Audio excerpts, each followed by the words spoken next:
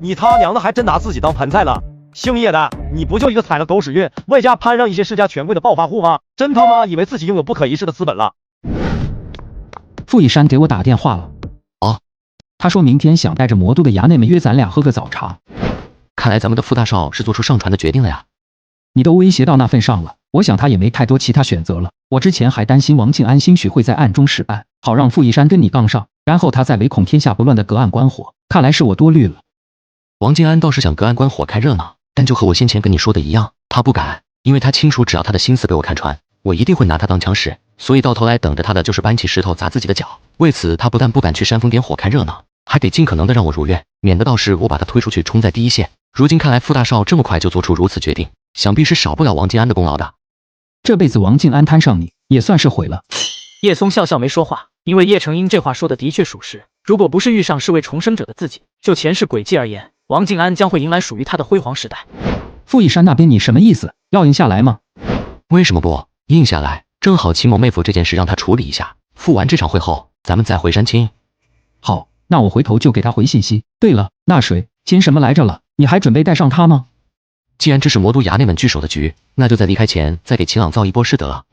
当叶松将再会傅一山的消息告知给秦朗时，后者也为之表现出了前所未有的狂喜激动来。对秦朗而言，他很清楚自己更多的只是露个面而已，在那种场合之下不会有多少插嘴的机会，可于他来说，那就已经足够了。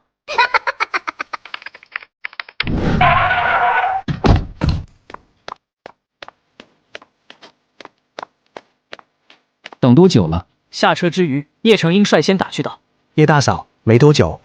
没多久是多久？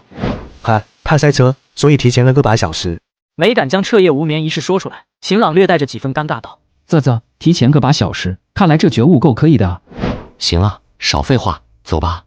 很快，国风十足的包间里，叶松一马当先的率步走入，里头多位魔都顶级衙内已是齐聚其中。看到叶松跟叶成英以及秦朗的刹那瞬间，表情各有不同。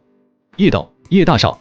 傅一山首先起身笑着喊了一句，其余的人在这一表率下纷纷跟上堆笑喊作。显然傅一山已是跟这一众衙内们做过思想工作。叶松颔首轻笑着扫了一眼，在那些表情各异中，似乎也有人在默然之余有些不服不忿。坐，都坐吧。笑着伸手往下压了压，叶松朝着空出来的座位走了过去。傅大少，我能理解成你这是已经做出决定了吗？落座之际，压根没有跟众人要进行任何客气的意思。叶松开门见山地冲着傅一山道：“既然加入同济会有利无弊，那我肯定是没有拒绝的道理的。叶董，你说是吧？”一改前日的牵强笑容，这会儿的傅一山已经是自然了许多。我只能说，这绝对是傅大少的明智选择所在。殊不知话声刚一落下，没等傅一山应声，之前一直认为傅一山以及魔都圈子不该对叶松做出主动的那位衙内杜成，再也忍不住。虽然我不知道叶董的同济会是什么玩意，但我想问的是，叶董能给傅大少带来什么？能给咱们带来什么？听到杜成突然杀出这么一句，视为傅一山头号心腹的韩博远心头不由咯噔一颤，叶松也随之笑着朝杜成看去。在回答这个问题之前，你要不要自我介绍下？没什么好自我介绍的，我就是傅大少的跟班。杜成不咸不淡的应道。魔都副市长杜成孝的儿子杜成，据说是个虎了吧唧的玩意。当着众人的面，叶大少是半点面子都不给，直接甩出一句虎了吧唧的玩意来。然而对上叶成英这种带有歧视性的用词形容，杜成的脸上顿时也是挂不住了。但没等他来得及应声，韩博远马上打起圆场。叶董，杜成他没别的意思，就是性格使人说话不经大脑而已。言罢，再是不由狠狠地瞪了这二货一眼。原本今儿个就不打算让杜成跟着来的，无奈这厮知道消息后硬是要往上凑，最终傅大少才无奈让他一起过来而已。可万万没想到，即便再三交代过都好，这厮都仍是一上来就开始整事了。看来傅大少挺惯着这位杜少啊。叶松带着几分戏谑地说了一句：“叶董，杜副市长是我家老爷子的老部下，几十年的交情了。感情是你们傅家阵营的元老啊，难怪会这么直接。”一语话落，叶松朝着杜成道：“你刚才说的是什么来着了？”哪怕明显感觉到傅大少跟韩博远此刻看向自己的眼神都带出了几分威胁性来，可杜成还是硬着头皮道：“我问叶董能给傅大少带来什么？能给咱们带来什么？”不对，我问的是上一句。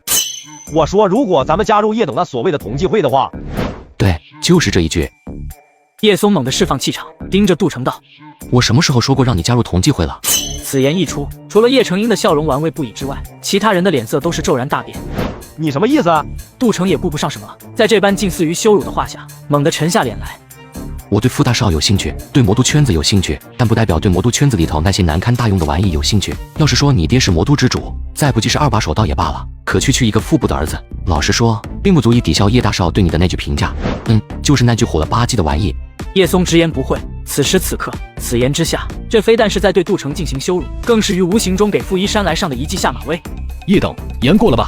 傅一山也沉下声来，言过了。如果傅大少是这么认为的话，那我只能觉得傅大少这位魔都天字号大少领军无方了。就这么一个跟班角色，一上来就对我做出这般质问，傅大少觉得合适吗？连最基本的事故都拎不清，就这种货色，难不成傅大少还要让我去对他高看一眼不成？博远刚才也有给叶董解释了，杜城是性格使然的心直口快，所以我也要去包容他的心直口快。傅一山当即哑口无言。就在气氛突然变得诡异起来之际，砰的一声，杜城突然拍响了桌子。你他娘的还真拿自己当盘菜了！叶松对他的羞辱他可以忍，但这一而再的对傅一山表以轻蔑，他不能忍，也忍不了了。然而在他的这一猛然发飙中，韩博远跟傅一山的神色亦是随之巨变。尤其是傅一山，在前晚跟父亲通完话后，他已经不得不重新用上一种敬畏的心态去审夺叶松了。为此，在叶松到来之前，他再三对在座的一众魔都衙内们做出各种叮嘱跟提醒。可万万没想到，他最担心的杜城最终还是形成了变数。为了圆场，傅一山蹿起身来怒斥道：“杜城，你给我消停点！大少，他怎么随我都行，瞧不上我，瞧不上我爹，我都可以看在您的份上忍了。但他在您面前装腔作势，我太娘的忍不了。”毫无退让之意的杜城硬拔，呼吸急促，情绪上涌的冲着叶松再是斥吼：“姓叶的，你不就一个踩了狗屎运，外加攀上一些世家权贵的暴发户吗？真他妈以为自己拥有不可一世的资本了，忘记4、5年前你过的什么日子了？在魔斗地界上，哪怕4、9成的主儿来了，都得对傅大少客客气气的。你特么倒好，还跟傅大少咋呼起来，给你几分颜色，你还他娘的开上染坊了。是，我知道你可能比我想象中牛逼，知道你曾在4、9成中打过王敬恩的脸，但这不代表你真就有那个在魔斗地界目中无人的实力。策纳，杜城，你闭嘴！还特么的瞧不上腹部是吧？你一个4、5年前还在社会最底层，就为500块吹一瓶白酒的傻缺，知道腹部意味着什么吗？还是以为你跟搭上叶家的关系，就让你可以无视腹部了？当杜城飙到这的时候，一副看热闹姿态的叶成英突然出声插话道：“那什么，我打断一下，澄清哈，不是他搭上我，应该说是我搭上他。意思是我得听他的，知哪打哪的那种。”叶成英此言一出，杜城那狂飙的情绪骤然抑制，在座的魔都衙内们更是不敢置信的直瞪双眼。包间中的气氛再度被凝固住。见状，叶成英想，再又是笑着朝杜城补充道：“那谁，杜少是吧？可能你不知道，他还真有无视腹部那个资本。换而言之，你在他面前什么都不是，甚至是就算你爹在他面前，都没有任何牌面之说。”再次一听叶成英这话，魔都一众衙内们已是纷纷下意识地朝傅一山看了过去。博野，带他出去。傅一山夜声颤脸道。韩博远点头，二话不说，迅速起身朝杜城走去。已然被叶成英这接连的话语给镇住的杜城，没有任何反抗，就这么呆呆正正的被韩博远拽着往外走。然而还想着再给杜城，或是在座诸位魔都衙内来上一击的叶成英，却是冲着杜城那背影在使道：“那啥，杜少，你最好是祈祷他没跟你计较，不然你今天捅的这个篓子，他是得让你们老杜家的天给塌下来，连傅家都保不住的那种。”